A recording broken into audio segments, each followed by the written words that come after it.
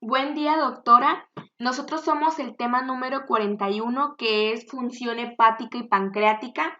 El tema estará a cargo de mi compañera Aranza Zúñiga y una servidora, Jocelyn Yescas. Empezaremos primero con función hepática. Como pequeña introducción al tema, tenemos que el hígado es el mayor órgano del cuerpo, obviamente después de la piel, y es considerado la mayor glándula del organismo. Tiene un peso alrededor de 1.5 kilogramos y se supone un 2.5% del peso corporal. A excepción de los lípidos, todas las sustancias absorbidas en el tubo digestivo se dirigen primero al hígado a través del sistema de la vena porta hepática que hablaremos posteriormente. Tenemos que el hígado se localiza principalmente en el cuadrante superior derecho del abdomen, donde es protegido por la caja torácica y el diafragma. Está más o menos a la altura de la séptima a onceava costilla. Como podemos observar, el hígado tiene una cara diafragmática y una cara visceral. La cara diafragmática es convexa, es decir, es anterior, superior y es algo posterior. La cara visceral es posterior inferior. Estas dos caras están divididas por el borde inferior, este que se muestra aquí. La cara diafragmática, como observamos, es lisa, tiene una forma de cúpula y tiene un receso subfrénico que está separado por el ligamento falciforme, el que podemos observar aquí, donde lo estoy señalando. La cara visceral está cubierta casi en su totalidad por peritoneo, a excepción de la fosa de la vesícula biliar y de la porta hepática. El ligamento redondo, el que observamos aquí, este es un vestigio fibroso de la vena umbilical. Su función era transportar sangre oxigenada y rica en nutrientes desde la placenta hacia el feto. Externamente podemos ver que el hígado se divide en dos lóbulos, un lóbulo derecho y un lóbulo izquierdo, pero también tenemos lo que es un lóbulo caudado. Este lóbulo caudado recibe su nombre no porque sea inferior, sino porque tiene como una forma en que emite una cola, como podemos observar, y también es considerado como una tercera parte del hígado, ya que tiene una vascularización independiente. También vemos lo que es el lóbulo cuadrado. Este lóbulo es anterior y es inferior. En la siguiente imagen podemos ver que el hígado también se puede segmentar. Esta segmentación es funcional quirúrgica. Se segmenta en 8 partes, empezando por el segmento 1, que este se localiza en el lóbulo caudado. También observamos en esta imagen la fisura portal derecha, tenemos la fisura umbilical, tenemos la fisura portal principal, el plano transverso hepático y de aquí observamos lo que es la tríada portal. La tríada portal está compuesta por la vena porta, el conducto biliar y la arteria hepática propia. Subsiguiente tenemos lo que son las ramas secundarias de la tríada portal y las ramas terciarias, hablando a grandes rasgos de la anatomía. Tenemos también lo que es la circulación, inervación y drenaje linfático. En su circulación tenemos lo que es un sistema portal del hígado, mencionando que el hígado, al igual que los pulmones, recibe sangre de dos fuentes, una fuente venosa predominante y una fuente arterial menor, como observamos aquí. La venosa es por la vena porta hepática. Esta circula alrededor de un 75 a 80% de la sangre que llega al hígado. Esta sangre portal contiene cerca de un 40% más de oxígeno que la sangre que regresa al corazón por el circuito sistémico y esta sangre es la que riega el parénquima hepático. La vena porta hepática transporta prácticamente todos los nutrientes absorbidos en el tubo digestivo y los lleva a los sinusoides hepáticos del hígado. A esta vena porta hepática está formada por la anastomosis de la vena mesentérica superior y de la esplénica. Como también podemos observar, aquí está la arteria hepática, la vena porta. Estas, al entrar al hígado, se dividen en dos y posteriormente se van segmentando, y hasta que la salida de la sangre es por la vena hepática, que posteriormente se une a lo que es la vena cava inferior para tener el regreso a lo que es el corazón. Tenemos también lo que es la inervación del hígado. Los nervios del hígado proceden del plexo hepático, este que se ve aquí de color morado. Este acompaña a los ramos de la arteria hepática y de la vena porta, es decir, siguen el mismo camino hasta el hígado. Está constituido por fibras simpáticas y fibras parasimpáticas. Los nervios y ganglios simpáticos vienen del plexo celíaco, como observamos aquí, y de las parasimpáticas de los troncos vagales, tanto el anterior como el posterior. Tenemos también que, aparte de provocar vasoconstricción, no se tiene tan clara todavía su función. En el drenaje linfático hay que mencionar que el hígado es un órgano importante productor de linfa. La mayor parte de linfa que se produce en el hígado es en los espacios perinosoidales, que posteriormente vamos a ver una imagen, y estos drenan en los linfáticos profundos de las tríadas portadas interlobulillares. También tenemos los linfáticos superficiales, y estos drenan en los nódulos linfáticos. Aquí podemos ver los nódulos linfáticos, los gástricos izquierdos, los mediastínicos, los celíacos, los císticos, los lumbares, los frénicos, etc. En cuanto a la histología del hígado, hay que mencionar que el hígado está formado por hepatocitos, y este está rodeado por tejido conectivo colagenoso irregular denso. Esto que estoy señalando aquí, este es un lobulillo hepático. Es una masa hexagonal de tejido formada principalmente por placas de hepatocitos. Estos irradian desde la vena central, desde la vena central hasta la periferia, como podemos ver. Todos la vena central. Las áreas portales, estas que se marcan aquí, son regiones de tejido conectivo situadas entre los lobulillos, como se ven. Estas contienen ramificaciones de la vena porta, del conducto biliar, de la arteria hepática, y estas se encuentran en las esquinas alternadas de los lobulillos, como se ve aquí, en las esquinas. También podemos observar lo que son los sinusoides hepáticos, estos que muestro aquí. Los sinusoides hepáticos son capilares sinusoidales. Estos se originan en la periferia de los lobulillos, y estos circulan entre las placas de los hepatocitos adyacentes, como se ve. Estos tienen la función de recibir sangre entre las placas de los hepatocitos. Reciben la función de recibir sangre de los vasos de las áreas portales, y estos los llevan hacia la vena central. Aquí podemos observar también lo que es el espacio de Diésel.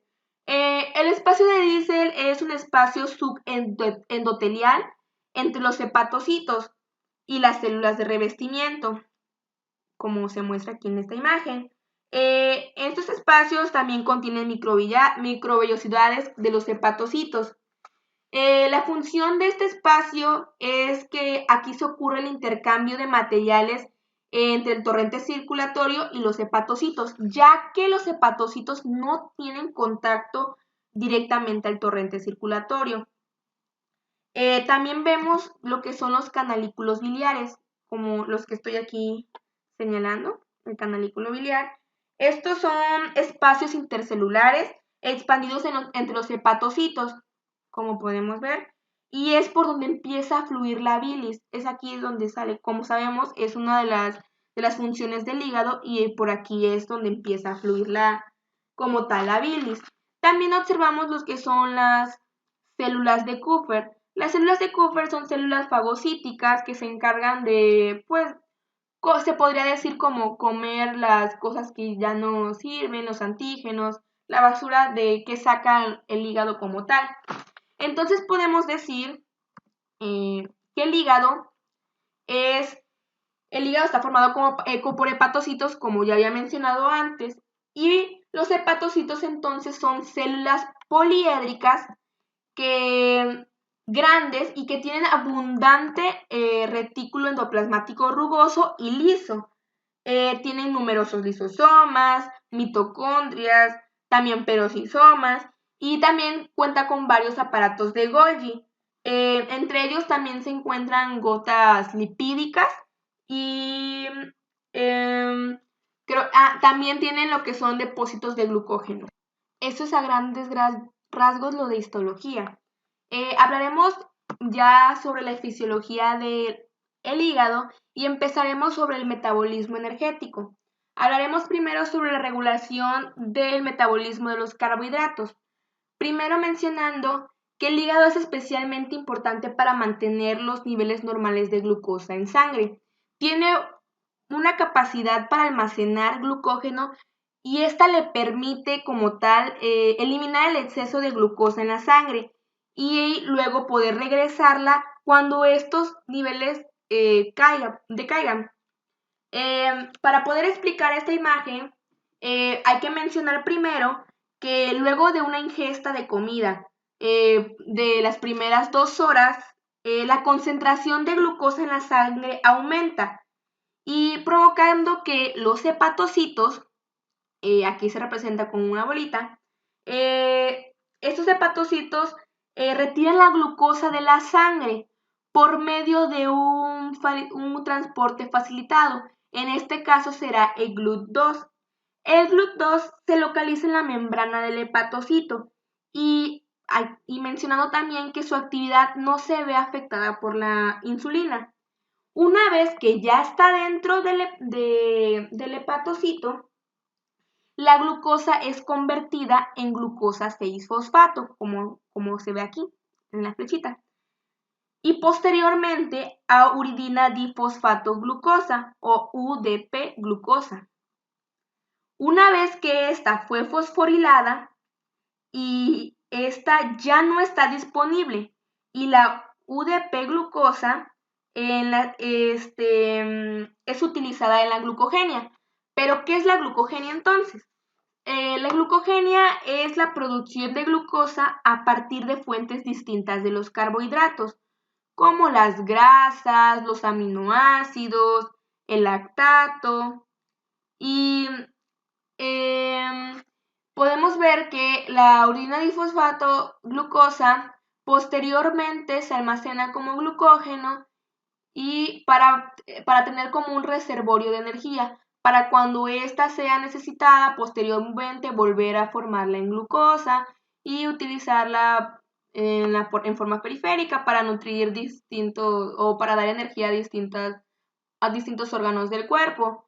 Tenemos que también el piruvato que se muestra aquí es un sustrato inicial y puede derivarse del lactato o del metabolismo de aminoácidos. Estos aminoácidos contribuyen a la formación de glucosa igual y todo esto con el fin de dar energía a distintos para almacenar glucosa a partir de carbohidratos. Pero en este caso estamos mencionando al glucógeno, que es el más importante, es el principal carbohidrato almacenado en el hígado y este representa como un 7 a 10% del peso de un hígado normal en cuestiones sanas. También hay que mencionar que la glucosa 6-fosfato es un intermediario muy, muy, muy importante para el metabolismo de los carbohidratos, ya que esta puede ser utilizada para proporcionar glucosa a la sangre o para formar glucógeno, como ya habíamos mencionado, para dar glucosa a la sangre, para formar glucógeno, que igual este va a ser un reservorio para posteriormente dar energía, convertirlo nuevamente a glucosa y esta poder dar energía, más que nada en los periodos de ayuno. es como una reserva que tiene. Metabolismo de los lípidos.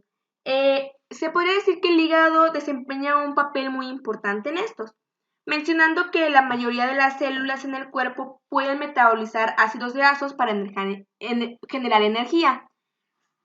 Sin embargo, la mayoría de los ácidos grasos son retirados de la sangre casi inmediatamente y son almacenados como triglicéridos hasta que estos sean ocupados en las células adiposas o en este caso en células hepáticas. En el caso de los carbohidratos, luego de una ingesta de comida, la mayoría de la grasa que es ingerida y se procesa en el intestino delgado, esta es empaquetada por kilomicrones que inicialmente se van a la linfa y por último a la sangre. Como mencioné en mi pequeña introducción que di al principio, dije que la mayoría de las cosas que son absorbidas o los nutrientes que son absorbidos en el tubo digestivo pasan directamente al hígado, pero dije que a excepción de los lípidos, pues aquí se está mencionando nuevamente, ya que los lípidos pasan primero a lo que es la linfa como tal. Los kilomicrones entonces se dice que están compuestos casi en su totalidad por ácidos grasos. Estos, como va progresando el metabolismo, estos se empiezan a encoger y el hígado los capta rápidamente a través de receptores de remamente que es de kilomicrón.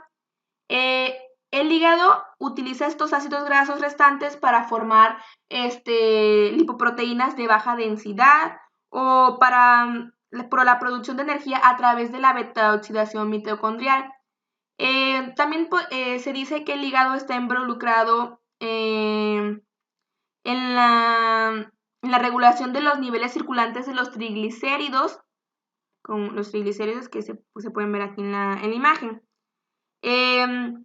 Los ácidos grasos que son absorbidos en el tracto digestivo o liberados en el tejido adiposo son metabolizados principalmente en el hígado, como ya se mencionó, ocasionando que los hepatocitos degraden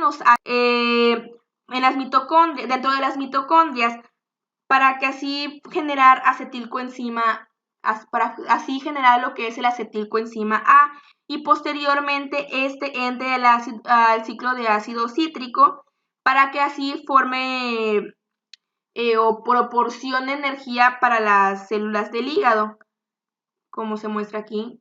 Pasa de ácido graso libre a acetilcoenzima A por la beta-oxidación y se va al ciclo de ácido cítrico y esto forma energía para las células del hígado.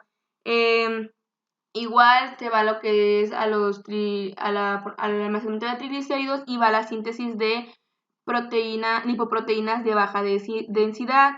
Igual se ve los remanentes de lipoproteínas de baja densidad y lipoproteínas de alta densidad. Igual de acetilcoenzima A se va a lo que son cuerpos cetónicos, que son estos cuerpos cetónicos son tiene un papel importante para dar energía a distintos órganos, en este caso podría ser el corazón o parte del cerebro. También mencionando que el hígado tiene la capacidad única de formar acetoacetato o un cuerpo cetónico a través de la reacción de condensación, lo que estaba mencionando. Este acetoacetato se absorbe en la sangre y lo vuelve otra vez acetilcoenzima A para ser utilizado para la producción de energía. También, bueno, quiero recalcar algo muy importante, es que la cantidad relativa de los ácidos grasos canalizada en todas las vías del metabolismo de lípidos que se llevan a cabo aquí en el hígado dependen principalmente del estatus nutricional de la persona o también hormonal. En cuanto al metabolismo de las lipoproteínas, se puede decir que esta es una de las principales contribuciones del hígado en el metabolismo de los lípidos, ya que estas permanecen en la circulación tras el metabolismo de los kilomicrones Hay 5 importantes: el kilomicrón, la VLDL, la IDL, que son las lipoproteínas de baja densidad, las lipoproteínas de densidad intermedia y las lipoproteínas de alta densidad, las HDL. En esta tabla podemos ver, o se resume más que nada, que la lipoproteína, por ejemplo, el kilomicrón, su fuente es el intestino, como lo vimos anteriormente en el metabolismo de los lípidos.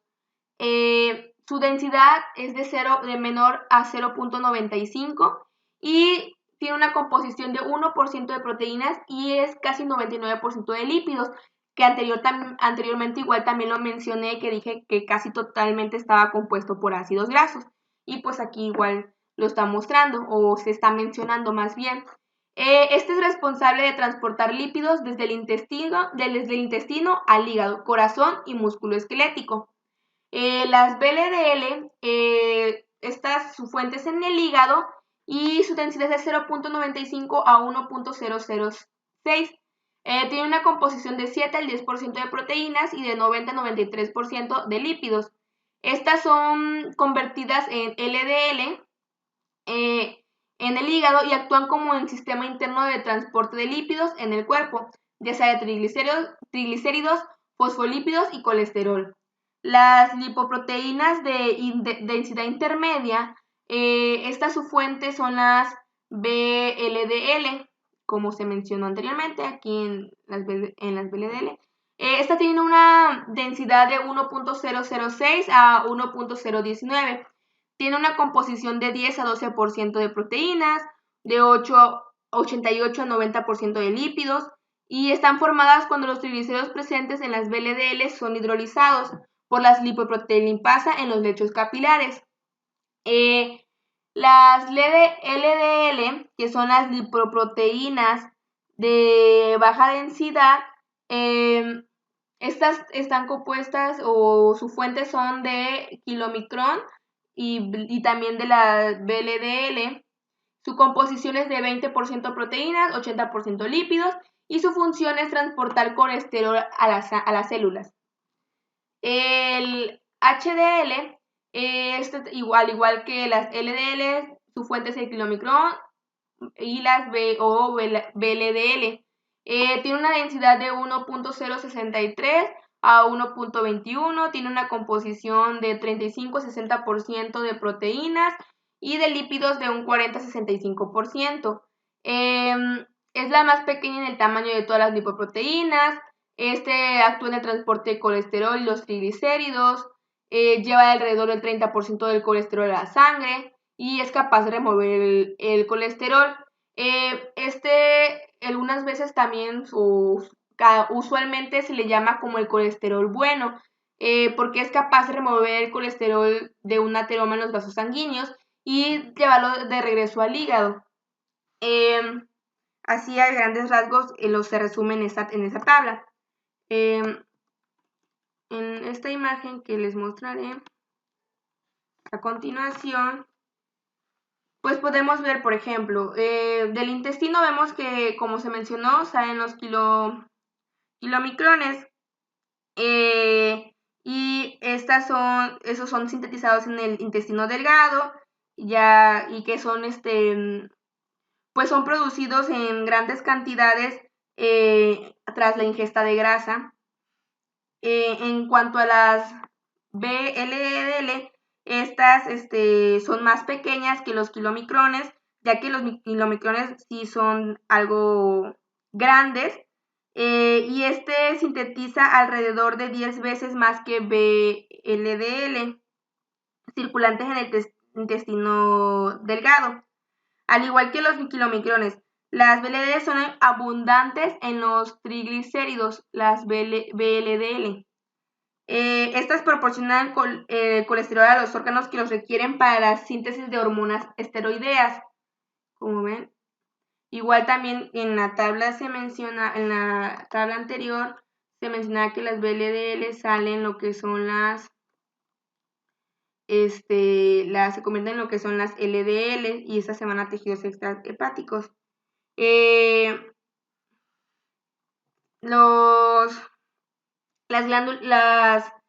hígado humano normalmente tiene una capacidad considerable para producir VLDL, pero en padecimientos hepáticos agudos o crónicos esta capacidad está comprometida en forma significativa.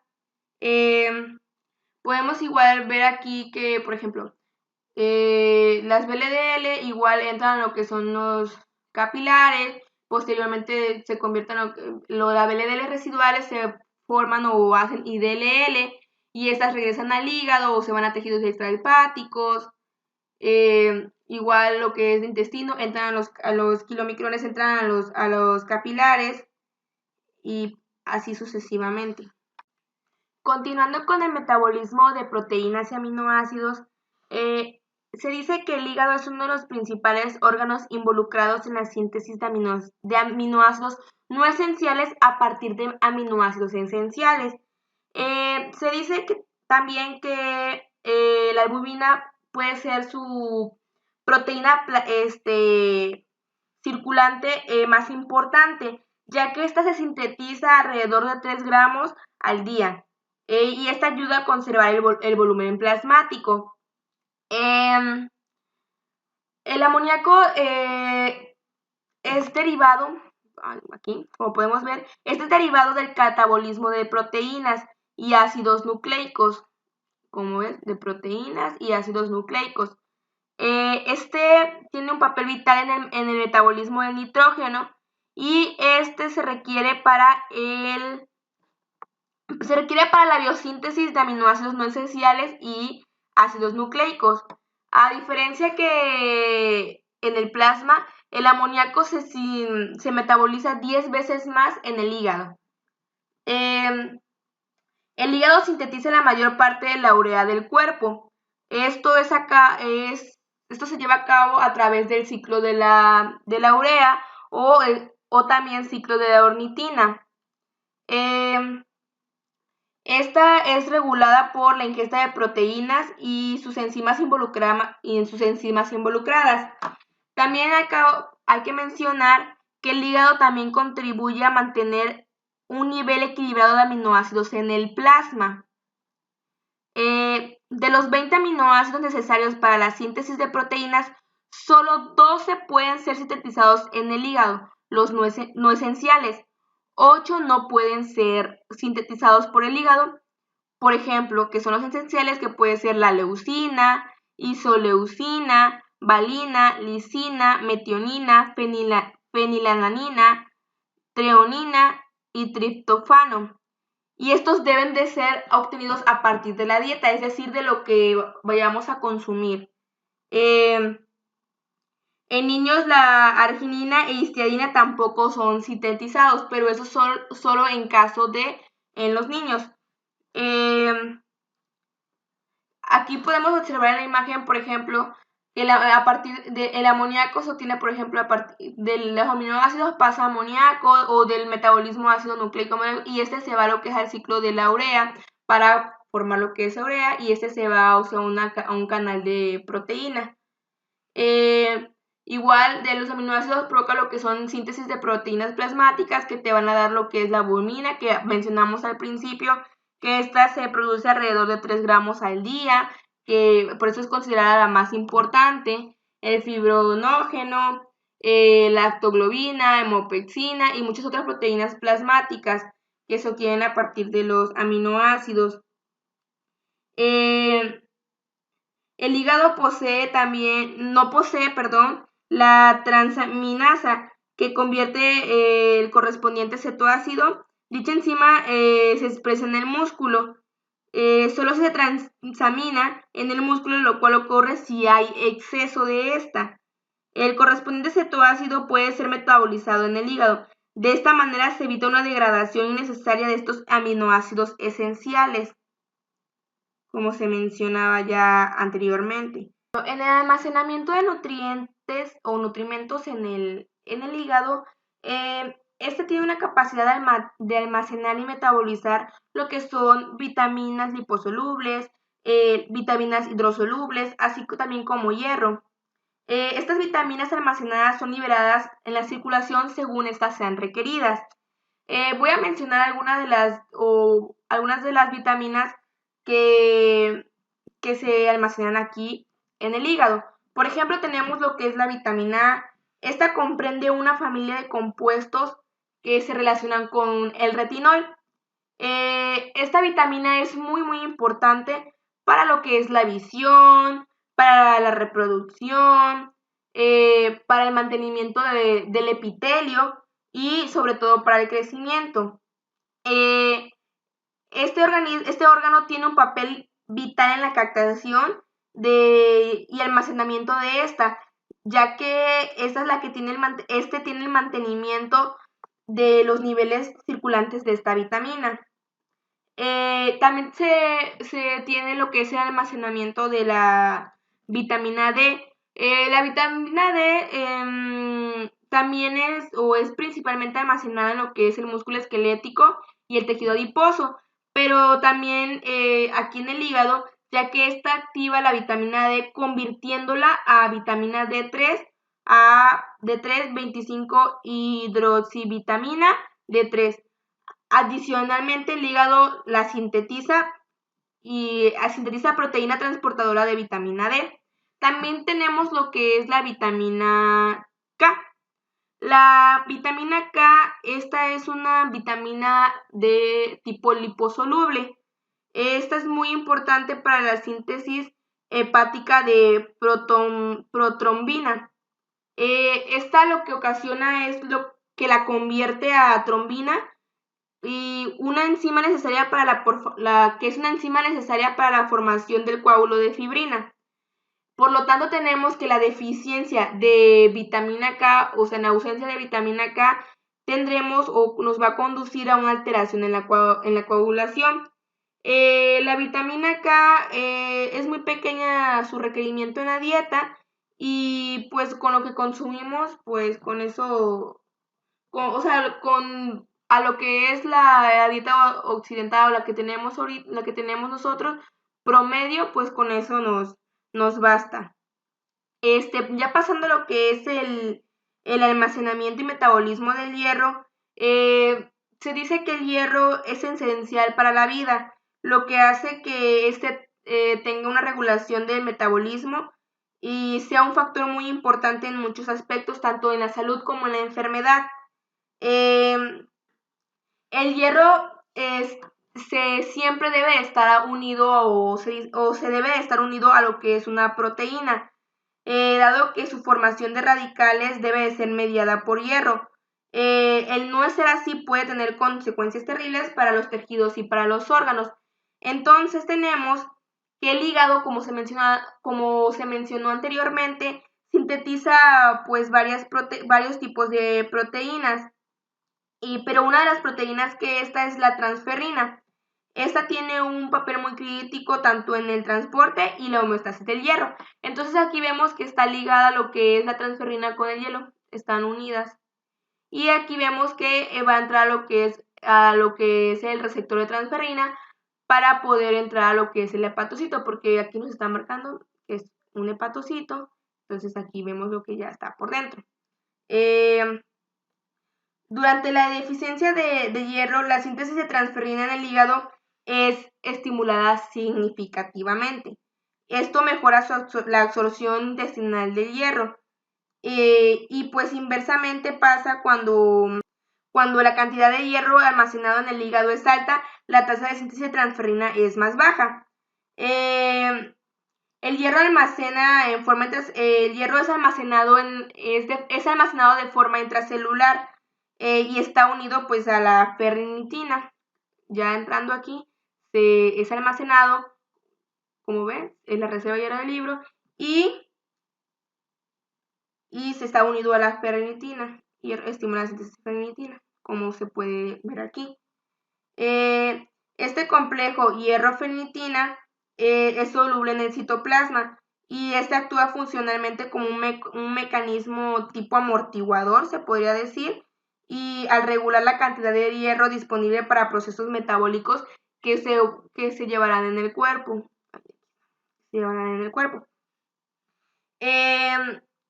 los hepatocitos son los que tienen la mayor cantidad de hierro unido a ferritinina. Pero también existen casos medibles en lo que son la médula ósea y el vaso. También el hígado sintetiza dos tipos de proteínas transportadoras, que estas van a tener como papel vital o como, pues sí, un papel muy importante con el hierro, y estas son lo que es la actoglobina, que esta se une a lo que es la hemoglobina libre, perdón, y la hemopexina. Esta se une al grupo hemo libre cuando están presentes en el plasma. Entonces tenemos hemoglobina, actoglobina. El hígado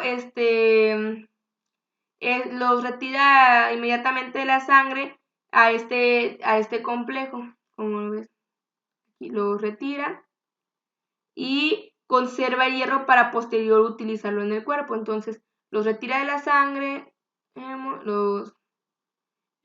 para posterior luego utilizarlo, los conserva.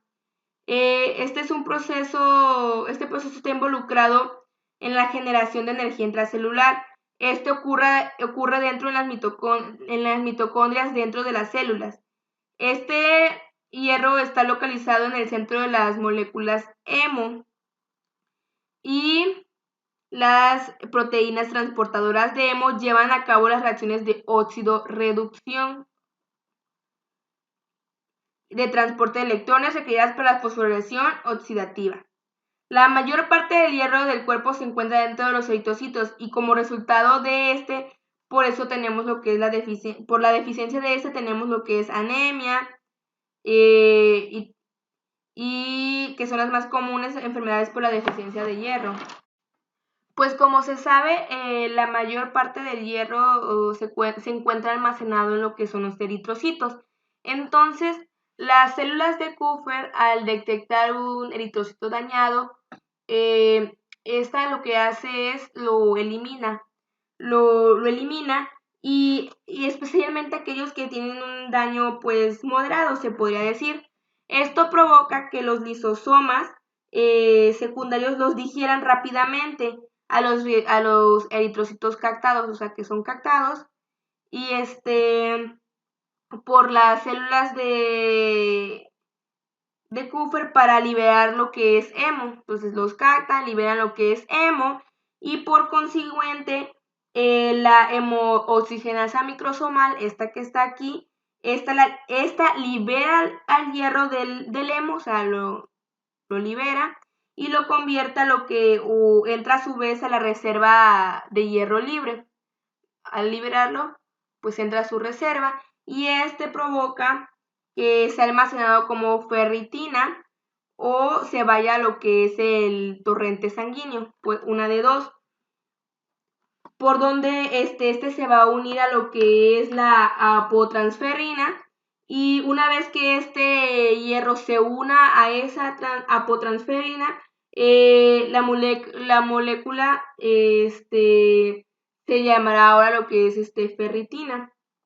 Algo de hierro de la ferritina puede ser convertido a glóbulos de hemosiderina.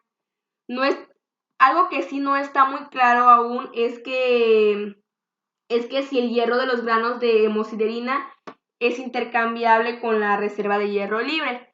Pero bueno, ese es un pequeño dato acerca de qué pasa con los eritrocitos dañados y pues el hierro.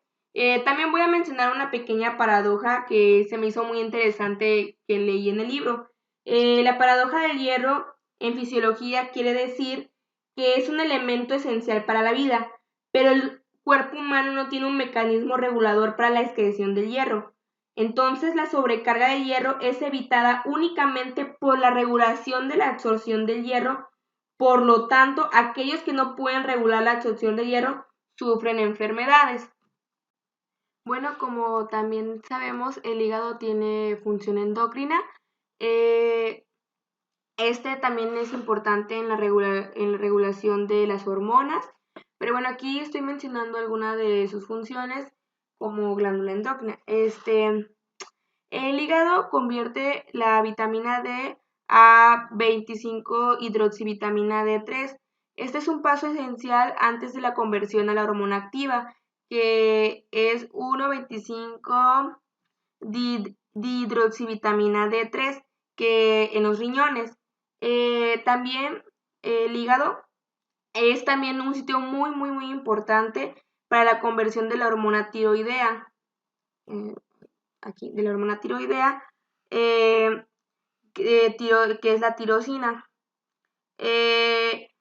La tirosina T4, a la hormona biológicamente más potente, que es la tiroyodotironina T3.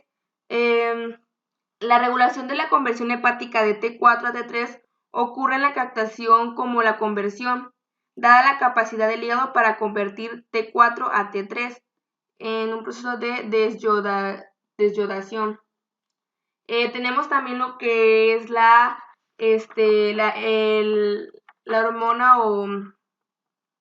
del crecimiento. Esta es secretada por la hipófisis pero pues los factores de crecimiento de tipo insulina fabricados por el hígado median algunas de las acciones de la hormona del crecimiento, por eso es que se ve. Esta acción es inhibida por la somatostatina. El hígado también ayuda a remover y degradar muchas hormonas circulantes. Aunque la insulina es degradada en muchos órganos, el hígado y los riñones son por mucho más los importantes. La presencia de receptores de insulina en la superficie de los hepatocitos sugiere una unión de la insulina a esos receptores que resaltan la degradación de algunas moléculas de insulina. El glucagón y la hormona de crecimiento son los degradados principalmente en el hígado y los riñones, como se muestra, al igual que la insulina. Y bueno, pues ahora llegamos a lo que es el metabolismo de los fármacos en el hígado. A mi parecer, yo considero que esta es una de las funciones fundamentales del hígado y muy importante, ya que pues aquí se lleva lo que es la desintoxicación de estos fármacos. Bueno, primero hay que mencionar que el hígado está bien adaptado para la función de metabolizar y desintoxicar muchos fármacos. Los hepatocitos como tal están involucrados en el metabolismo de xenobióticos, pero ¿qué son los xenobióticos? Bueno, los xenobióticos son compuestos no producidos por el cuerpo y por lo tanto son ajenos a este. Algunos xenobióticos, como pueden ser algunos ciertos fármacos, como ya mencioné, estos pueden ser benéficos, pero también pueden ser tóxicos.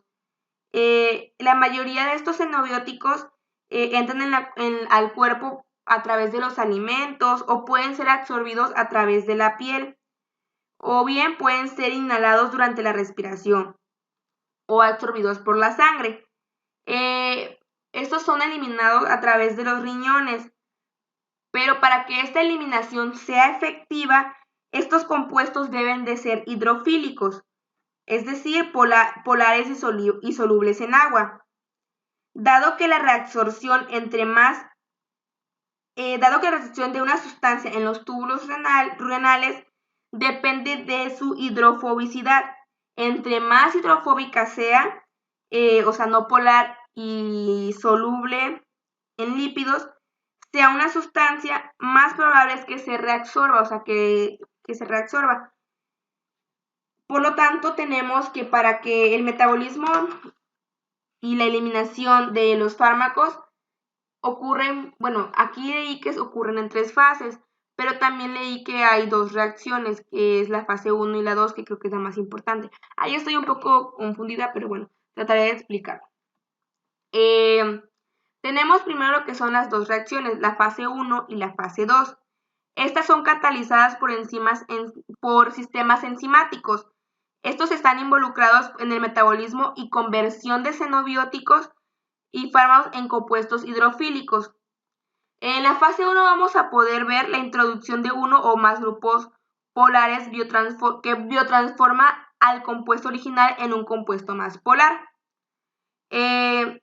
La mayoría de las enzimas de la fase 1 se localizan en el retículo endoplasmático liso. Las enzimas involucradas en este proceso de la fase 1 están presentes en los complejos enzimáticos compuestos de NAD o NADPH, citocromo P-450, reductasa y una serie de hemoproteínas llamadas citocromo P-450. Bueno, en la fase 1 tenemos que el fármaco se combina con el citocromo P-450 para formar un complejo de citocromo P-450 3 más fármaco, como tenemos aquí. La enzima NAD o NADPH citocromo -450 reductasa cataliza la reducción, como se muestra aquí, del complejo P-450-3 fármaco a citocromo P-450 más 2 para formar un intermediario, para posteriormente se combina con oxígeno molecular para que éste pueda formar un intermediario oxigenado. La combinación de estos dos forma un intermediario oxigenado. Un átomo de oxígeno molecular se combina con dos átomos de hidrógeno y un electrón para formar agua. Posteriormente, esta es la siguiente reacción. Se combinan dos átomos de hidrógeno y un electrón para formar agua, lo que vemos aquí. Ahora, tenemos que el otro átomo de oxígeno permanece unido al citocromo P-450 fármaco y es transferido desde el citocromo P-450 a la molécula de fármaco. El producto de esta reacción con un átomo oxigenado incorporado es liberado del complejo. Como ya se ve. Pues entonces puede ser reciclado para la oxidación de otras moléculas de fármaco. Entonces vemos que este es el proceso de la fase 3. El producto de fármaco y ya después es el producto de este fármaco con un átomo de oxígeno incorporado y posteriormente después es liberado. En las reacciones de la fase 2 tenemos que, vamos a cambiar la diapositiva, siguiente. En las reacciones de la fase 2 tenemos que los productos de las reacciones de la fase 1 son conjugados con varios compuestos. Por ejemplo, puede ser el ácido glucurónico, glicina, taurina y sulfatos. Y esto los vuelve más hidrofílicos, lo que resulta en un aumento en la excreción, particularmente a través de la orina, pero también puede ser a través de la bilis. Entonces aquí tengo lo que es un pequeño mapa donde dice cómo se lleva a cabo el proceso de biotransformación en el hígado. En la fase 1, pues ya habíamos dicho que la mayoría de las reacciones son de oxidación. Tenemos una hidroxilación, una desalquilación, una hidrólisis y una desaminación y transforma el fármaco oxidado. En la fase 2, pues se mencionó apenas que tenemos reacciones de conjugación con los siguientes compuestos y tenemos lo que es un fármaco conjugado. Entonces luego tendremos lo que es la fase 3. Esta fase involucra varios transportadores. Podría ser una P-glucoproteína o una proteína asociada a multiresistencia y estas actúan para eliminar a los productos de las reacciones de la fase 3. Al hacer estos transportadores desempeñan un papel significativo en la absorción, tanto en la distribución y excreción de los fármacos. Como podemos ver, ese es el caso del metabolismo de los fármacos. Por ejemplo, también tenemos que la regulación de los fármacos desde hace mucho tiempo ha sido investigado desde varios niveles, tanto en humanos como en animales, durante al menos, pues no sé, los últimos 50 años. Pero pues aún así no se ha comprendido su totalidad cuál ha sido el impacto en la genética sobre el metabolismo de los fármacos. Bueno, por último vamos a ver lo que son las respuestas inmunitarias del hígado, siempre es mencionado que el sistema inmunitario por lo general siempre se enfoca a lo que es la médula ósea, el timo, el vaso o las placas de Peyer, pero siempre se omite la función del hígado, o sea, como que no lo toman tanto en cuenta. Pero siendo sinceros, ya que el hígado recibe alrededor del 30% del flujo sanguíneo por minuto, esto se convierte en un sitio ideal para la depuración de antígenos y patógenos en la sangre. Aparte de también el hígado tiene pues una anatomía interna única que, que pues hace que estas células localizadas dentro del órgano como las hepatocitos, los linfocitos, células de Kupffer y células hepáticas se tengan una función en el aclaramiento inmunológico. Tenemos que la estructura sinusoidal del hepatocito, que ya fue discutida anteriormente, resulta en una gran caída tanto en la presión sanguínea como en el flujo sanguíneo, que es única en el hígado. Cuando se combinan estos cambios, ocasiona que se aumente el espacio durante las células presentadoras de antígenos y estas son capaces de mantener contacto con los linfocitos hepáticos cercanos. También añadiremos que otra de las características de los sinusoides es la ausencia de una membrana basal, no la tiene, y sus extensiones celulares de linfocitos y hepatocitos entran en el espacio de Dice, que vimos una imagen, cuando estábamos hablando de histología. Y esto va a aumentar la probabilidad de que las partículas y solutos en la sangre pues tengan contacto pues directo con las células inmunológicas activas. También tenemos que los hepatocitos se desempeñan dentro del hígado, pues su función es como detectar los patógenos. Y pues está claro que los hepatocitos también tienen un papel muy importante en la inmunidad innata y tienen una respuesta antiviral específica. También se ha demostrado que son capaces de presentar antígenos a las células T. Los hepatocitos, como las células de Kupffer, están involucradas en la apoptosis de las células T, o sea que está involucrado en la muerte programada de estas células. También como se muestra en esta imagen, se ha establecido que tanto las células TCD4 como las TCD8+, son activados por la presentación de antígenos. Se activan por la presentación de antígenos. Esta activación contribuye al establecimiento de una tolerancia inmunológica. La tolerancia es importante de modo que los individuos no monten regularmente una respuesta inmune a antígenos derivados de la degradación y tengan absorción a nutrimentos del tracto gastrointestinal. También puede estar en contra de microorganismos naturales de la flora intestinal presentes en la sangre portal. Entonces tenemos, por ejemplo, aquí tenemos la activación eficaz de las células TCD8+, de un hepatocito que es autoinmune. Este es un proceso eficaz y aquí tenemos una activación ineficaz de este, como podemos observar aquí. Ahora, también ya habíamos mencionado lo que son las células de Kupffer. Las células de Kupffer son macrófagos del hígado, pero permanecen estáticos y estas no se mueven para nada a través de la vasculatura.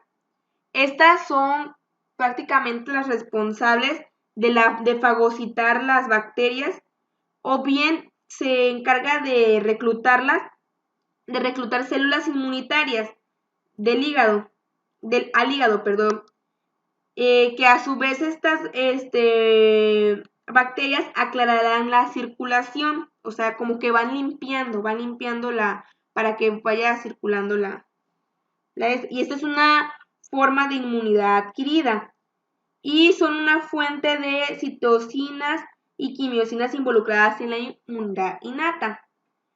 Otra cosa que quiero mencionar es que, por ejemplo, las células de hito tienen receptores de tipo TOL en su membrana plasmática y una vez que estas son activadas, Estas células liberan interferones, además de citocinas y quimiosinas. Entonces, si ocurre daño hepático, las células estrelladas también son capaces de diferenciarse y convertirse en células fibrogénicas. Pues esto fue todo de mi parte. Espero que se haya comprendido el tema de función hepática y pues seguiremos con función pancreática, que estará a cargo de mi compañera Aranza Zúñiga. Buenos días. Ahora le daremos continuidad a lo que es el páncreas. Empezaremos con su anatomía. Como sabemos, el páncreas es una glándula. Va a tener secreciones exócrinas y secreciones endócrinas. Las secreciones exócrinas serán dadas por el jugo pancreático y las secreciones endócrinas van a constar de hormonas. Nuestro páncreas va a ser color rosadito y se va a encontrar a nivel de las vértebras lumbares L1 y L2. El páncreas, su cabeza, se va a encontrar en el asa duodenal, en la parte descendente y transversal del duodeno. Nuestro páncreas va a constar con 4 partes: cabeza, cuello, cuerpo y cola. La cabeza va a ser aquella que se va a encontrar en el asa duodenal, en la parte descendente y transversal. De esta van a desembocar lo que es el jugo pancreático, que más adelante veremos cómo se lleva a lo largo de todo el páncreas. Después tenemos a lo que es el cuello. El cuello se encuentra entre la cabeza y el cuerpo. Va a tener una longitud de 2 centímetros. Después tenemos a lo que es el cuerpo. El cuerpo se va a encontrar entre el cuello y la cola. Va a contener lo que son 3 caras: antero-superior, antero-inferior y posterior. Después tenemos a la cola. Desde la cola van a iniciar los conductos pancreáticos. En la cola se va a encontrar mayormente a los islotes de Langerhans. Y se va a encontrar más a la izquierda, es la porción más izquierda de todo nuestro páncreas. Con esto acabamos sus partes. Ahora vamos con sus conductos, porque como es bien sabido, para poder transportar jugo pancreático tenemos que utilizar conductos. Tenemos a los conductos más importantes: el conducto pancreático principal o de Windsor y el conducto pancreático accesorio o de Santorini. El conducto pancreático principal. El conducto pancreático principal empieza desde la cola del páncreas hasta la cabeza del páncreas. Este va a desembocar en lo que es la ampolla hepatoduodenal. Esta ampolla va a tener alrededor de ella un esfínter, el esfínter de Oddi.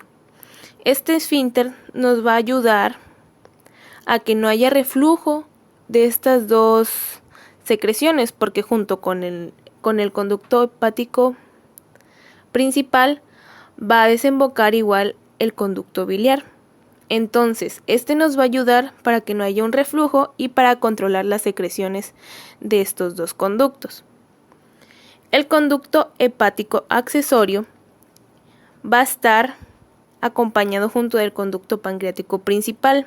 Van a ser uno mismo hasta llegar a la cabeza. En la cabeza se dividen. Entonces, el conducto pancreático accesorio va a terminar desembocando su contenido en lo que es 2 centímetros arriba del conducto pancreático principal. Entonces, así es como se da nuestras secreciones de los conductos. Ahora pasaremos con lo que es la vascularización. Vamos a empezar con la irrigación. La irrigación del páncreas se da en 3 sistemas: un sistema derecho, una región medial y un sistema izquierdo. El sistema derecho va a estar conformado por arcos pancreatoduodenales. Estos arcos pancreatoduodenales van a estar formados por arterias gastroduodenal y mesentérica superior. Nuestro arco va a estar dividido, va a tener un arco anterior y un arco posterior. El arco anterior va a estar formado por la arteria pancreatoduodenal superior anterior, que va a ser una rama de la gastroduodenal, y la rama anterior de la arteria pancreatoduodenal inferior, que va a ser originada del lado derecho de la mesentérica superior. Estos van a irrigar a la cara anterior de lo que es nuestro páncreas, la cabeza del páncreas. Ahora tenemos el arco posterior. El arco posterior está formado por la arteria pancreatoduodenal superior posterior y la rama colateral de la arteria gastroduodenal. Esta se va a dirigir hacia atrás y va a hacer una anastomosis con la rama posterior de la arteria pancreatoduodenal inferior, que viene siendo dada de la mesentérica superior. Ahora vamos a la región medial. La región medial va a estar irrigada por la arteria pancreática dorsal. Esta va a nacer de la parte proximal de la arteria esplénica, o también puede nacer del tronco celíaco, de la arteria hepática común o de la mesentérica superior. Esta va a irrigar principalmente a lo que es el cuello de nuestro páncreas. Al final va a dar dos ramitas, una rama derecha y una rama izquierda. La rama derecha va a ser la arteria prepancreática y la rama izquierda va a ser la arteria pancreática inferior. Ahora vamos con el sistema izquierdo. El sistema izquierdo lo que va a hacer es irrigar mayormente al cuerpo y a la cola de nuestro páncreas, a las últimas partes de nuestro páncreas. Esta va a estar dada por la arteria esplácnica y va a dar unas ramas que van a irrigar a todo el cuerpo y la cola. Va a dar ramas pancreáticas, ramas pancreática dorsal, va a dar a la rama pancreática mayor y va a dar a la rama de la cola del páncreas. Bueno, esto sería todo de la irrigación. Ahora vamos con el drenaje venoso. Todo el drenaje venoso de nuestro páncreas va a terminar llegando a la vena porta, pero antes de llegar a la vena porta, el páncreas va a ser drenado por las venas pancreatoduodenales. Estas van a drenar a la vena mesentérica superior. De igual forma vamos a encontrar a las venas pancreáticas que van a terminar drenando en la vena esplénica. Estas dos, o sea, tanto la mesentérica superior como la vena esplénica, van a terminar drenando en la vena porta. Ahora vamos con el drenaje linfático. El drenaje linfático va a ser recogido por ganglios linfáticos pancreatoduodenales, pilóricos y pancreático superior e inferior.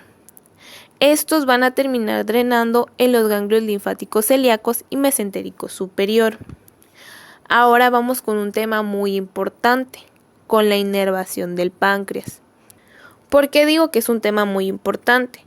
Porque gracias a la inervación parasimpática de nuestro páncreas es que va a estar regulada la estimulación y la secreción de lo que es el jugo pancreático. Ahora lo abordaremos más a fondo. El páncreas recibe fibras simpáticas postganglionares del plexo celíaco y fibras parasimpáticas preganglionares del tronco vagal posterior.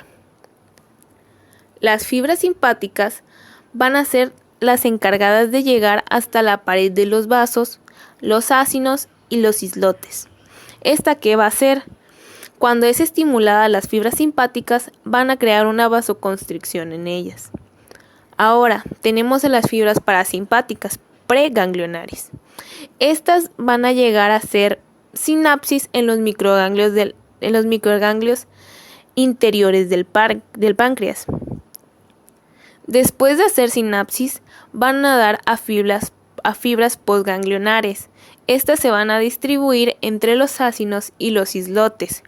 Es aquí en donde digo que cuando se estimula la porción parasimpática de nuestro páncreas, su inervación parasimpática, es cuando se estimula la secreción del jugo pancreático o no se estimula la secreción del jugo pancreático.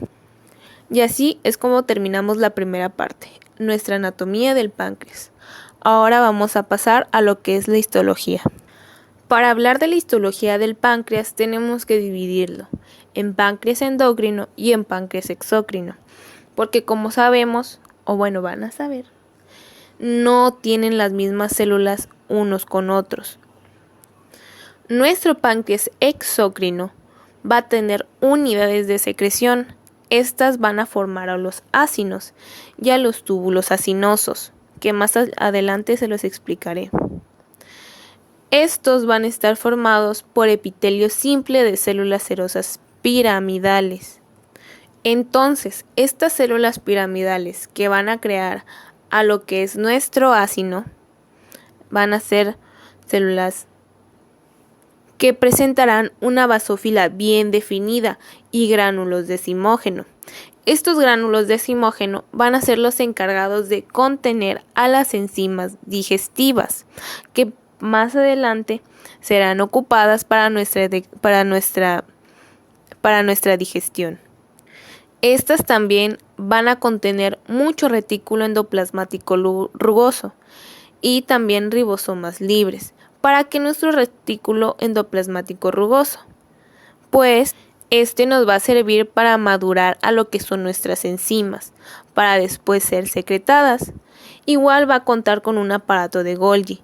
¿Para qué va a servir el aparato de Golgi? Se preguntarán. Bueno, pues el aparato de Golgi va a concentrar y va a envasar los productos de secreción, o sea, las enzimas. Va a tener pequeñas mitocondrias y estas se van a encontrar ubicadas en los polos apicales. Ahora tenemos a las células centroacinosas. Las células centroacinosas van a empezar desde el interior del ácino. Entonces, después de que salen de nuestro ácino, van a conformar a lo que es el conducto intercalar. Este conducto intercalar se va a encargar de secretar sodio y bicarbonato, que nos va a ayudar más adelante para neutralizar el pH del quimoácido y para los electrolitos que necesitamos. Después, estos conductos intercalares van a terminar drenando en conductos interlobulillares. Por cierto, se me pasó decir, las células centroacinosas van a ser planas y carecerán de ergoplasma y gránulos de secreción, o sea que estas no van a secretar enzimas digestivas, solamente sodio y bicarbonato. Ahora vamos con los conductos interlobulillares. Estos van a estar revestidos de epitelio cilíndrico y debajo de estas se van a encontrar células enteroendocrinas y células caliciformes. Estos conductos interlobulillares después van a terminar drenando en el conducto pancreático principal para así poder secretar todo lo que es nuestro jugo pancreático, bicarbonato, sodio y agua. Ahora vamos con el páncreas endocrino. El páncreas endocrino, la verdad, es muy importante y hasta cierto punto complejo. Bueno, así lo sentí yo. Este va a constar de islotes de Langerhans y van a tener alrededor de 1 a 3 millones y solamente van a formar 1 al 2% de la totalidad del páncreas. Va a contener 3 tipos importantes, los principales de células. Va a tener a las células alfa, las células beta y las células delta. Las células alfa van a formar alrededor del 15 y el 20% de todas las células insulares del cuerpo humano. Se van a encontrar en la periferia de los islotes y van a secretar glucagón. Estos van a contener gránulos de secreción en donde ahí va a ser almacenado el glucagón. Estos gránulos van a ser como de unos 250 nanómetros, más o menos. Ahora vamos con las células beta. Estas forman del 60 al 70% de todas las células insulares del cuerpo humano. Van a estar ubicadas en el centro del islote. Van a secretar insulina y van a contener abundantes gránulos de secreción que van a tener un tamaño más o menos de diámetro como de 300 nanómetros. Por último, de las células principales, cabe aclarar, quedan las células delta. Las células delta pues van a estar en menor cantidad y van a formar solamente del 5 al 10% de todo el tejido pancreático. Se van a encontrar en la periferia de los islotes y van a secretar somatostatina, que igual se va a contener en los gránulos. Se dice que estos son los gránulos más grandes de todo nuestro páncreas, al ser de 350 nanómetros. Ahora vamos con las células endocrinas menores, que son otro grupo de células quizás en menor cantidad, pero igual con una importancia. Aquí se va a encontrar a la célula PP o célula F. Vamos a encontrar también a la célula D1A, la célula E o célula EC, y vamos a encontrar a la célula de épsilon. Ahora empezaré nombrando sus mayores características. Empezamos por la célula PP o célula F.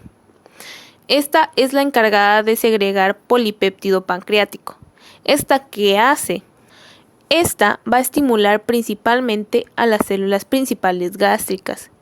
Van a inhibir la secreción biliar y la motilidad de nuestro intestino, al igual que la secreción de bicarbonato y las enzimas pancreáticas. Ahora vamos con las células D1 o péptido intestinal vasoactivo, VIP.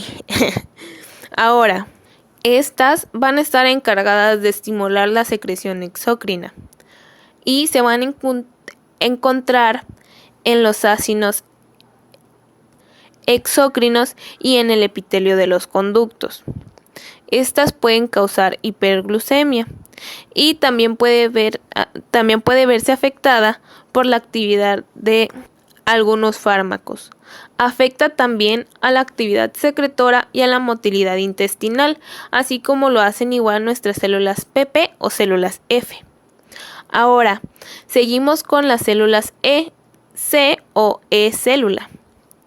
Esta célula no solamente va a secretar un tipo de hormona, sino que va a secretar 3. Va a ser la secretina, la motilina y la sustancia P. Estas células se van a encontrar mayormente en los ácidos exócrinos y en el epitelio de los conductos, igual que como pasa con la célula D1. Pero se preguntarán, ¿qué hace la secretina? Bueno, la secretina actúa localmente, ¿cómo que localmente? Quiere decir que va a actuar en los ácidos exócrinos y en el epitelio de los conductos. ¿Cómo va a actuar? Va a estimular la secreción del bicarbonato al jugo pancreático. Y tenemos después a la modulina. ¿Qué va a hacer nuestra modulina? Va a incrementar la motilidad gástrica e intestinal. Esto quiere decir que nuestro intestino no va a estar tan flojito, sino que va a empezar a tener sus movimientos para poder digerir nuestra comida. Ahora tenemos a la sustancia P. Esta sustancia P en realidad no está muy investigada y solamente encontré que decía que tenía propiedades neurotransmisoras, pero no está muy bien definida su acción o sus actividades que haga. Ahora vamos con las células de épsilon. ¿Qué van a hacer las células de épsilon? Se preguntarán. Bueno, pues, ¿se acuerdan cuando nos da hambre y nos estimulan? Y dices tú, ay, tengo hambre. Bueno, la célula de épsilon va a secretar grelina y esta grelina, esta hormona, lo que va a hacer es estimular nuestro apetito. Esta se va a encontrar ubicada en el epitelio que tapiza el fondo gástrico, que va a estar un poquito más en el estómago y no tanto en el páncreas. Vamos a subdividirlo en páncreas endocrino y en páncreas exócrino. Empezaremos primero abordando el páncreas exócrino. El páncreas exócrino, como ya sabemos y vimos en la histología, está conformado de células acinosas que forman a los ácidos y de células centroacinosas que al final van a terminar formando al conducto intercalar, a los conductos intercalares. Las células acinosas van a estar encargadas de secretar a las enzimas digestivas, que van a formar parte de lo que es el jugo pancreático. Y las células centroacinosas van a estar encargadas de secretar a los cationes y a los aniones del jugo pancreático. Ahora, ¿cómo se van a transportar estos? Como ya habíamos mencionado, se van a transportar por el conducto intercalar. Después de transportarlo por el conducto intercalar, se van a transportar al conducto interlobulillar. Ya teniéndolos en el conducto interlobulillar, van a pasar al conducto pancreático principal. En el conducto pancreático principal van a terminar drenando en el asa duodenal, regulando su secreción el esfínter de Oddi.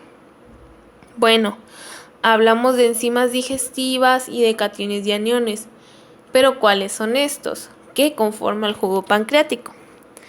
Bueno, el jugo pancreático está formado de cationes y de aniones. ¿Cuáles son los cationes que este tiene? Tiene sodio, tiene calcio, magnesio y potasio. ¿Y cuáles son sus aniones? Bicarbonato, cloro, dióxido de azufre y fosfato ácido. Y ahora vamos con las enzimas digestivas. Enzimas digestivas tenemos alrededor de 10 enzimas digestivas. Empezaremos primero por la tripsina.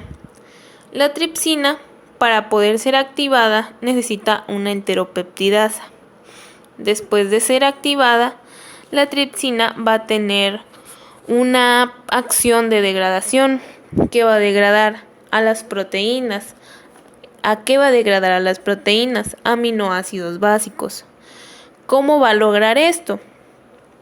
Lo va a lograr desdoblando los enlaces peptídicos en el lado carboxilo de los aminoácidos básicos. ¿Cuáles son estos? La arginina y la lisina. Ahora tenemos a la quimiotripsina. La quimiotripsina necesita como activador a la tripsina. ¿De qué va a estar encargada esta quimiotripsina? La quimiotripsina va a estar encargada de degradar las proteínas a aminoácidos aromáticos. ¿Cómo va a lograr esto? Lo va a lograr desdoblando los enlaces peptídicos en su extremo carboxilo en aminoácidos aromáticos. Ahora continuamos con la lipasa. La lipasa, de igual forma, está activada por medio de la tripsina. Esta va a estar encargada de degradar triglicéridos a ácidos grasos y a glicerol.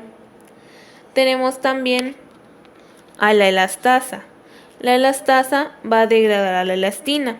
¿Cómo va a lograr esto? Bueno, esto lo va a lograr desdoblando los enlaces en el lado carboxilo de los aminoácidos alifáticos. Tenemos a las nucleasas. Las nucleasas se pueden dividir en desoxirribonucleasas y ribonucleasas. Estas se van a encargar de degradar ácidos nucleicos como ADNasa y ARNasa. Continuamos con la amilasa pancreática. La amilasa pancreática también va a ser activada y va a lograr ser activada por el cloro. Esta va a degradar almidón, glucógeno y carbohidratos. Posteriormente tenemos a las carboxipeptidasas. Se pueden subdividir en carboxipeptidasa A y carboxipeptidasa B. La carboxipeptidasa A desdobla aminoácidos carboxilo terminal que tienen cadenas laterales alifáticas, aromáticas o ramificadas. ¿Cómo va a estar activada? Bueno, tanto a la carboxipeptidasa A como a la carboxipeptidasa B se van a ver activadas por la tripsina. Ahora, la carboxipeptidasa, ¿qué acción tiene? Esta está encargada de desdoblar aminoácidos carboxilo terminal que tienen cadenas laterales básicas. Posterior a esto tenemos a la colipasa o procolipasa. Esta enzima liga la lipasa pancreática a las gotitas de aceite en presencia de ácidos biliares. Ya por terminar tenemos a la fosfolipasa A2. Esta está encargada de degradar fosfolípidos hasta convertirlos en ácidos grasos y lisofosfolípidos. Bueno, con esto terminamos a lo que son las enzimas digestivas. Ahora pasaremos a la fase de secreción. Las fases de secreción se dividen en tres: en fase cefálica, fase gástrica y fase intestinal. La fase cefálica va a estar mediada por impulsos eferentes desde los centros vagales del cerebro hasta el páncreas, aunque también puede tener una estimulación parasimpática indirectamente al segregarse gastrina. Esta fase está estimulada al pensar en la comida, al sentir el olor de la comida, al verla, y sus mediadores son la liberación de acetilcolina y la gastrina por estimulación vagal, como ya lo había dicho. Estas causan mayor producción de las enzimas digestivas. Continuamos con la fase gástrica. La fase gástrica inicia cuando el alimento entra al estómago y lo distiende. Hace como pues entra la comida, hace que se tenga que hacer un poquito más grande nuestro estómago. Esta fase de secreción está estimulada por el reflejo vagovagal.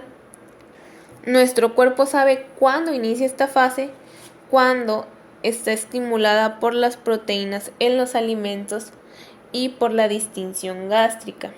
¿Cuáles van a ser los mediadores? Los mediadores van a ser la gastrina por medio de las proteínas que entran en los alimentos y la acetilcolina, la liberación de la acetilcolina por la distinción gástrica. Esto va a producir esto va a dar que se produzcan más las enzimas digestivas. Ahora vamos con la fase intestinal. La fase intestinal es la más importante de todas. Va a iniciar cuando el quimo ácido entra al intestino delgado, estimulando así a las células endocrinas intestinales. ¿Cómo se va a ver estimulada esta fase? Es fácil. Cuando el ácido del quimo entre a nuestro intestino delgado, cuando se detecten además ácidos grasos de cadena lateral y cuando se detecten aminoácidos y péptidos.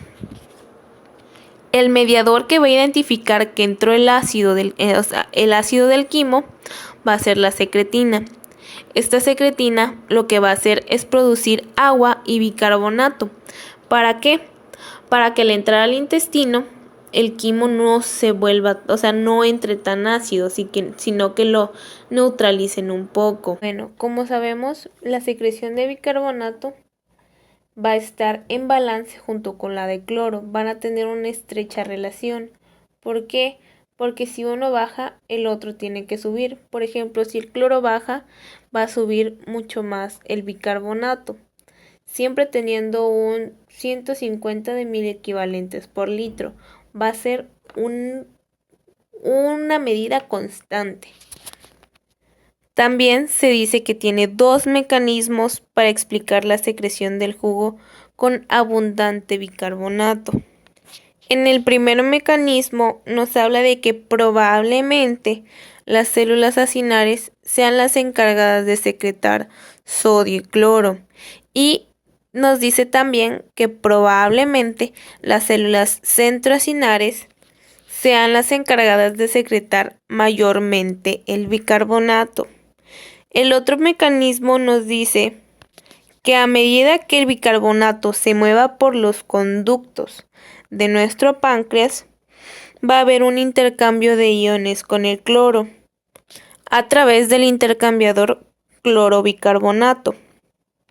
Entonces, cuando se secreta mucho, no hay tiempo de poder darse el intercambio entre estos iones, causando así que se secrete de más bicarbonato y no se haga el intercambio con el cloro. Al mismo tiempo de que se da la secreción de bicarbonato, se va a dar de igual forma la secreción de electrolitos.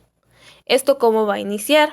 Bueno, en nuestra membrana vasolateral se va a dar un intercambio de sodio e hidrógeno. Y ustedes preguntarán, ¿cómo va a entrar sodio y cómo va a salir hidrógeno? Bueno, en nuestra membrana vasolateral igual se encuentran bombas de sodio-potasio ATPasas. Entonces, con el gradiente que estos generan, hace que entre sodio y que salga hidrógeno. Pero se preguntarán, ¿de dónde sale el hidrógeno? Es simple. Primero tenemos que el dióxido de carbono va a entrar por la membrana basal. entrando a nuestra célula de nuestro conducto pancreático, se va a juntar con el H2O. Esto va a hacer que se cree un ácido carbónico, un H2CO3. Después se va a disociar un hidrógeno, quedándonos nada más bicarbonato. De ahí es de donde sale el hidrógeno que se cambia con el sodio. Ok, tenemos nuestro bicarbonato como resultado, pero nuestro bicarbonato va a salir hacia la luz del conducto. ¿Por qué? Porque este nos va a servir como amortiguador para lo que es el quimoácido hacia el ácido adenal, en donde va a secretarse. Pero la salida de nuestro bicarbonato no va a ser solamente eso. Igual se va a tener un intercambiador de cloro y de bicarbonato. Entonces, de nuestra célula va a salir bicarbonato, pero va a entrar cloro. Y ustedes se preguntarán, ¿cómo es que va a entrar cloro? Bueno, es bueno resaltar que nuestra membrana luminal, o sea, hacia la que da hacia la luz de nuestro conducto, se va a encontrar la proteína reguladora de conductancia transmembrana de la fibrosis quística, o también llamada CFTR. Esta va a tener que utilizar ATP y lo que va a hacer es secretar iones de cloro hacia la luz, que después van a ser intercambiados en el intercambiador cloro-bicarbonato. Y para terminar, solamente queda resaltar que el agua, el H2O que se encuentra dentro de nuestra célula, va a ir hacia la luz del conducto, pero solamente por una difusión pasiva, impulsado por el gradiente osmótico. La regulación de secreción pancreática. Esta regulación va a estar dada tanto neuronalmente como hormonalmente.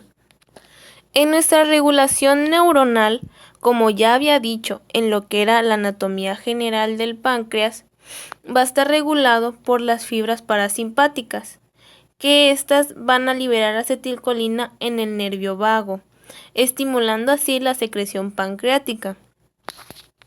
Y de igual forma, como antes había mencionado, las fibras simpáticas van a inervar a los vasos sanguíneos del páncreas, causándoles una vasoconstricción. Ahora sigue la estimulación hormonal.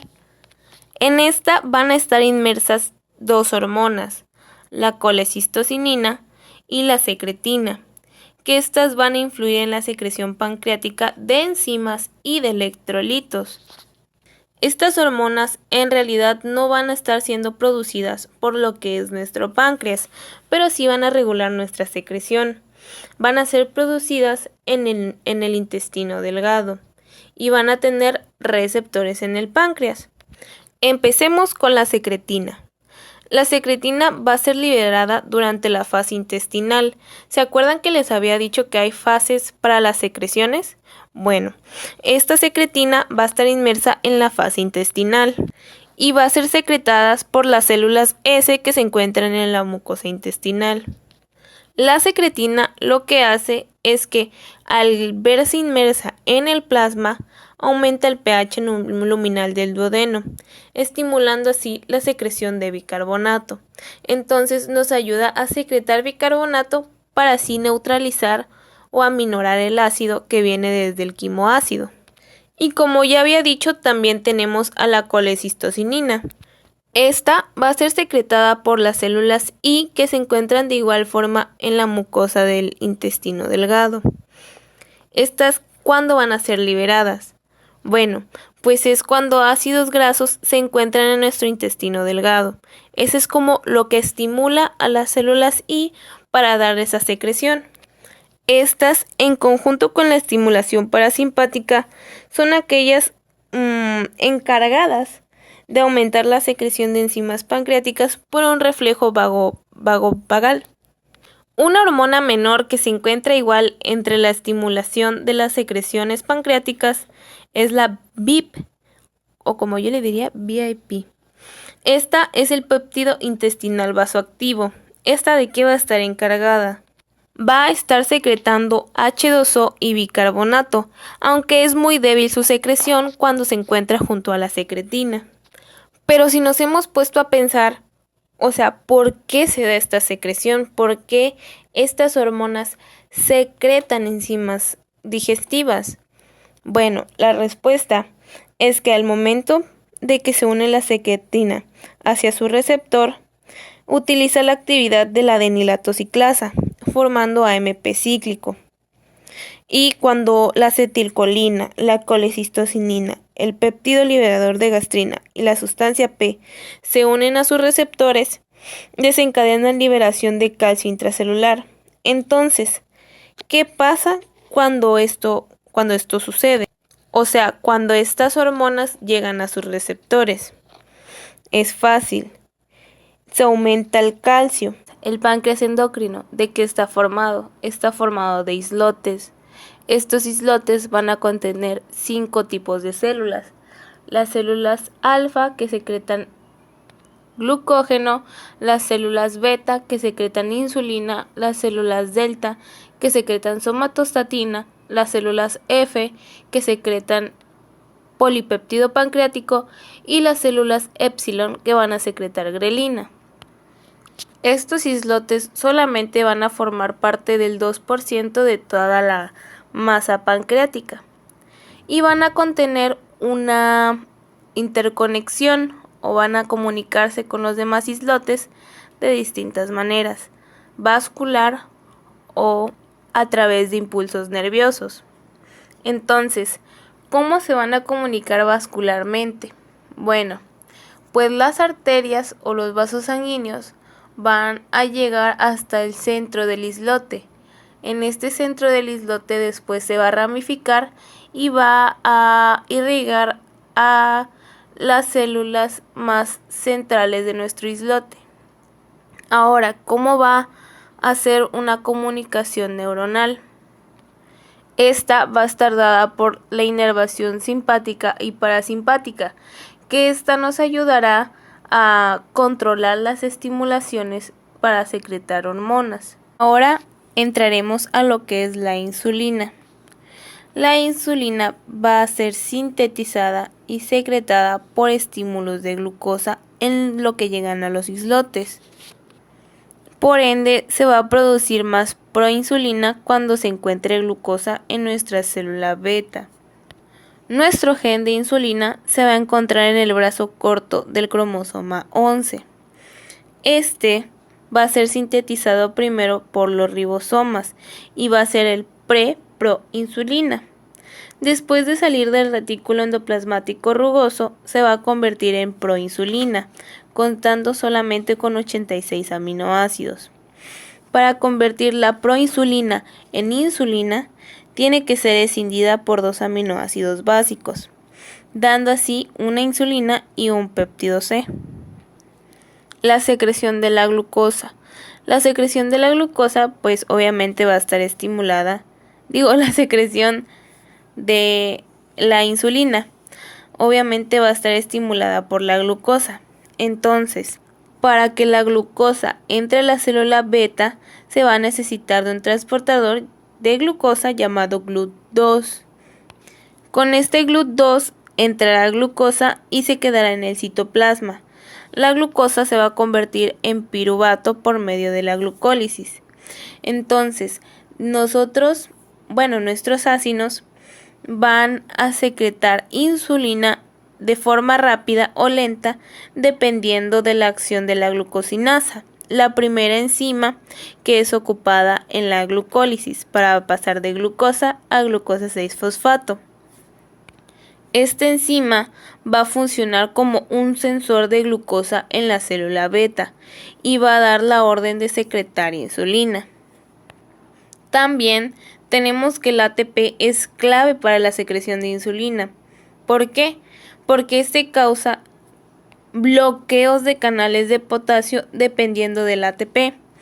Esto a su vez va a causar que se abren los canales de calcio. Entonces, al bloquearlos, esto hace que se despolarice la membrana. activando así los canales de calcio regulados por voltaje. Entonces, ¿este calcio cómo nos va a ayudar? Bueno, pues demasiado calcio en lo que es el citosol va a producir una exocitosis de insulina. Esto dado porque los gránulos que envasan a nuestra insulina van a ser después fusionados con la membrana plasmática. Ahora, la insulina, ¿cómo va a funcionar en tejidos vasculares y adiposos? Bueno, pues esta va a ser la encargada de retirar la glucosa excesiva. Y en la sangre lo que va a pasar es que igual se va a encontrar la GLUT4.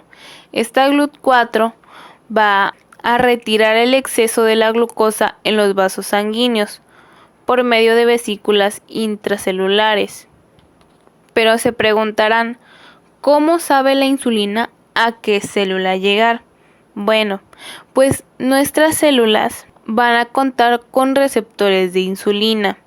Estos van a ser heterotetrámeros y van a estar constituidos por complejos de subunidades alfa y beta, unidos por enlaces disulfuro. La subunidad alfa va a estar en el espacio extracelular y la subunidad beta se va a encontrar en la membrana plasmática. Hablaremos del glucagón. El glucagón es un péptido simple de 29 aminoácidos. Antes de tener a un glucagón, tenemos que tener un preproglucagón. Deja de ser un preglucagón cuando pasa por el retículo endoplasmático rugoso y se vuelve una prohormona, casi madura. Ya dentro de las células alfa del páncreas, el proglucagón se escinde en dos posiciones para formar 3 péptidos. De esta manera es como se va a producir la glicentina, el péptido 1 similar al glucagón y el péptido 2 similar al glucagón. Este glucagón va a ser importante para cuando nuestra glucosa sanguínea baje a más de 72 miligramos sobre decilitros. Es entonces cuando las células alfas se activan y secretan el glucagón hacia la sangre para poder así controlar de alguna manera a la glucosa sanguínea. Otra manera de secretar glucagón es a través de aminoácidos. Y una manera de inhibir la secreción de glucagón es a través de la somatostatina. Ya para finalizar con lo que es la insulina y el glucagón, solo me gustaría resaltar cuáles son los agentes que estimulan su secreción y cuáles son los agentes que inhiben su secreción. Para la insulina, la hiperglucemia, los aminoácidos, los ácidos grasos, las hormonas gastrointestinales, la acetilcolina y las sulfonilurias van a ser aquellas que van a estar estimulando la secreción de insulina. Y aquellos agentes que van a estar inhibiendo la secreción de la insulina serán la somatostatina, la norepinefrina y la epinefrina. Ahora vamos con el glucagón. Sus agentes que estimulan su secreción va a ser la hipoglucemia, los aminoácidos, la acetilcolina, la norepinefrina y la epinefrina. Los agentes que van a inhibir su secreción van a ser los ácidos grasos, la somatostatina y la insulina. Ya por último abarcaremos los temas de, las hormonas, somatostatina y polipéptido pancreático. La somatostatina se sintetiza primero como presomatostatina. Entonces, al entrar al retículo endoplasmático rugoso va a entrar como preprosomatostatina. Aquí va a ser escindido y ya después saldrá como prosomatostatina. La prosomatostatina se va a convertir en la hormona activa durante su empaquetamiento y va a ser procesado por el aparato de Golgi. Su secreción va a estar influenciada principalmente por la hiperglucemia, el glucagón y los aminoácidos. pero se va a ver regulada por la glucosa y el glucagón. Y como ya fue mencionado anteriormente, la somatostatina va a ser una hormona reguladora tanto de insulina como de glucagón, solamente para el páncreas. Ahora, vamos con el polipéptido pancreático. Esta va a estar regulada su secreción por nutrimentos, por hormonas, neurotransmisores, distensión gástrica, hipoglucemia y estimulación directa del nervio vago. Y se va a ver inhibida su secreción por la hiperglucemia, la bombecina y la somatostatina. Este polipéptido pancreático va a estar encargado de disminuir las secreciones gástricas de ácido y nos va a dar una mayor motilidad para el intestino. De igual forma, esta va a inhibir la secreción pancreática exócrina a través de la vía del nervio vago y va a estar constituido por 36 aminoácidos. Con esto terminamos todo lo que es nuestra exposición de parte de mi compañera Jocelyn Yescas y de mí, Aranza Zúñiga Ken.